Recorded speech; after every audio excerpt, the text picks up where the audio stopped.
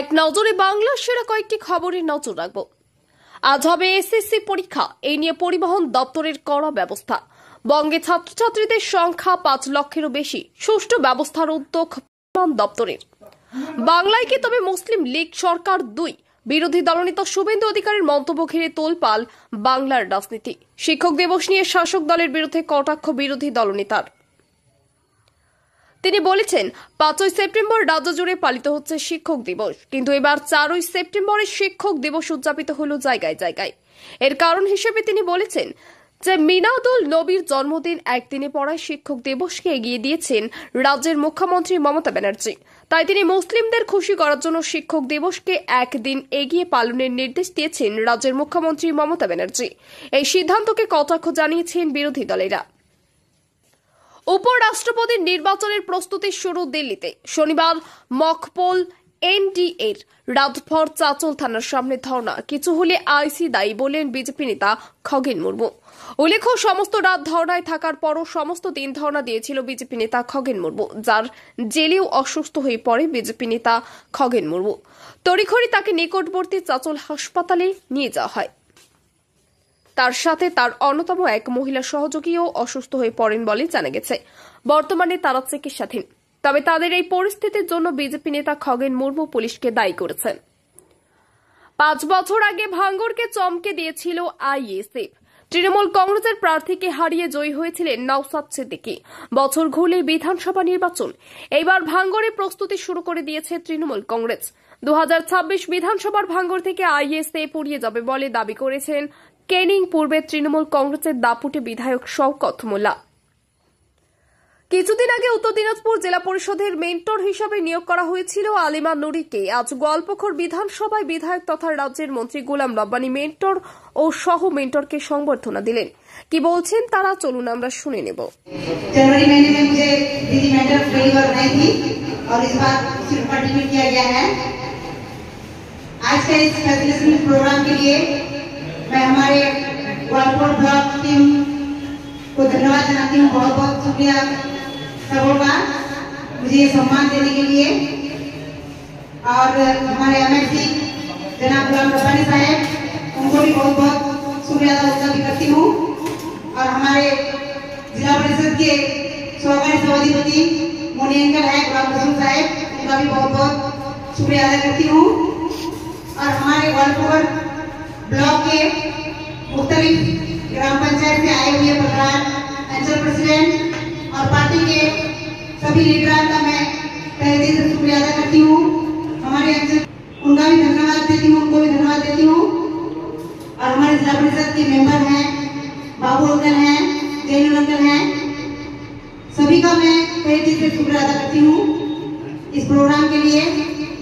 जैसा कि आप सभी जानते हैं, मेरा पॉलिटिकल करियर ज्यादा लंबा नहीं है।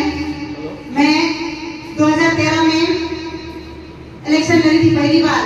पॉलिटिक्स में मैं पहली बार 2013 में आई थी, जिला परिषद इलेक्शन लड़ी थी और 7 नंबर जिला परिषद एरिया के 4 जीपी धर्मपुर 1, धर्मपुर 2, पांजीपारा, पोखरिया 4 जीपी के लोगों का मैं तहे दिल से शुक्रिया अदा करती हूँ कि उन्होंने मुझे जिताकर जिला परिषद भेजा। और जिला परिषद से मैं दीदी के पास गई और दीदी ने मुझे 2014 में सभाधिपति के रूप में जिला परिषद में की जिम्मेदारी दी। तो मैं समझती हूँ कि मैं जिला परिषद की जो मेरी जिम्मेदारी थी सभाधिपति के तौर पर मैं बहुत बखूबी अच्छे से निभाई हूँ। और ये लोग भी जानते हैं, हमारे एरिया के लोग, पूरे गोवालपुर के लोग, पूरे जिला के लोग, कि जिला परिषद का जो कर्तव्य, जो जिम्मेदारी मुझे दी गई थी, मैं अच्छी तरह से निभाई थी। और शायद इसी को मद्देनजर रखते हुए हमारी पश्चिम बंगाल सरकार ममता बनर्जी, हमारी नेत्री, जब मैं 2018 में उनके पास गई थी, मुझे टिकट नहीं मिला था क्योंकि मेरा सीट रिजर्व हो गया था 7 नंबर जिला परिषद।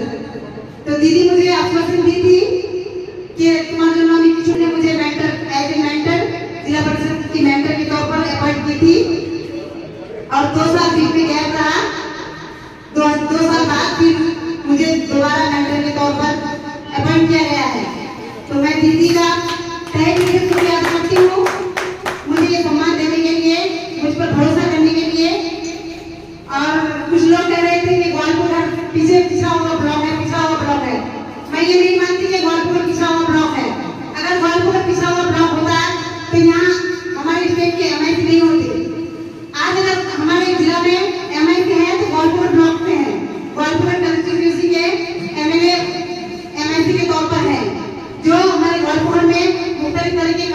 डेवलपमेंट हो रही है हमारे एमएनसी की तरफ से, ये कम नहीं है, ये बहुत ज्यादा है। और आज हमारे ग्वालपोखर में ऐसे मेंटर मुझे अपॉइंट किया गया है और सरकारी सभापति भी हमारे ग्वालपोखर से ही है। तो मैं समझती हूँ कि ग्वालपोखर अब उन्नयन के रास्ते में है, डेवलपमेंट के रास्ते में है। अब आने वाले दिनों में ग्वालपोखर में पूरे ब्लॉक, पूरे जिला में 1 नंबर पे होगा। मैं ये सपना देखती हूँ और साकार करने की कोशिश करती हूँ कि ग्वालपोखर 1 नंबर पे होगा। आज जो देश की हालत है आप सभी जानते हैं, देश की क्या हालत है। आज जो माइग्रेंट वर्कर्स के साथ किया जाता है, हमारे पश्चिम बंगाल के व्यक्तिगत स्टेट में जो काम करते गए हैं, उन लोगों के साथ जो किया जाता है, इन सबको देखकर मैं ये समझती हूँ कि हमारे टीएमसी के जितने भी लीडर्स हैं, सबको एकजुट होकर, एक साथ होकर आने वाले विधानसभा में दीदी के हाथ को मजबूत करना होगा, ताकि ये आने वाले दिनों में ऐसा और ना हो, हमारे पश्चिम बंगाल के लोगों पर अत्याचार ना हो। इसके लिए आवाज उठा रही है सिर्फ और सिर्फ दीदी आवाज उठा रही है। इसको हम लोगों को दीदी के हाथ को मजबूत करना होगा, दीदी को सराहना होगा और दीदी के कैंडिडेट को जिताना होगा। यही लक्ष्य रखकर, यही उम्मीद करते हुए मैं अपनी बात यही पे खत्म करती हूँ। दोबारा सबका शुक्रिया अदा करते हुए थैंक यू। संगठन যারা দিয়ে অনেকটাই শক্তিশালী হয়েছে, আমাদের মনিক সাহেব উপস্থিত আছেন, ব্লকের সভাপতি, মহিলা শাখা সংগঠনের সভাপতি, প্রত্যেকটি অঞ্চলের সভাপতি, প্রধান, ছাত্র সংগঠনের নেতৃত্ব, এসসি এসটি সেলের নেতৃত্ব এবং আমাদের মেন্টর মহাশয় উপস্থিত আছেন, মোজার ভাই উপস্থিত আছেন। আমার সঙ্গে এসেছেন আমাদের দীর্ঘদিনের তৃণমূল কংগ্রেসের সাথী ভাই দেবব্রত দাস, যাকে মাননীয় মুখ্যমন্ত্রী মমতা ব্যানার্জির যে গুরু দায়িত্ব আমাদের দিয়েছেন এবং গোয়ালপুকুরবাসী, গোয়ালপুকুরের সমস্ত টিম যেভাবে মানে সম্বর্ধনা ক্লাস 8 কিংবা 9 থেকে আমার রাজনীতি শুরু, ছাত্র পরিষদের হাত ধরে। তখন একটি স্কুলের ছাত্র পরিষদের ইউনিট সেক্রেটারি ছিলাম। তারপর থেকে কখনো অঞ্চলের ছাত্র পরিষদের সভাপতি, কখনো অঞ্চল যুব সভাপতি কংগ্রেসের, কখনো ব্লকের ছাত্র পরিষদের সভাপতি, আবার ব্লকের যুব কংগ্রেসের সভাপতি এবং ব্লক কংগ্রেসের জেনারেল সেক্রেটারি, তারপর জাতীয় কংগ্রেসের ডিস্ট্রিক্টের জেনারেল সেক্রেটারি হয়েছিলাম এবং রব্বানী সাহেবের সাথে আমার দীর্ঘদিনের রাজনৈতিক সম্পর্ক ছিল।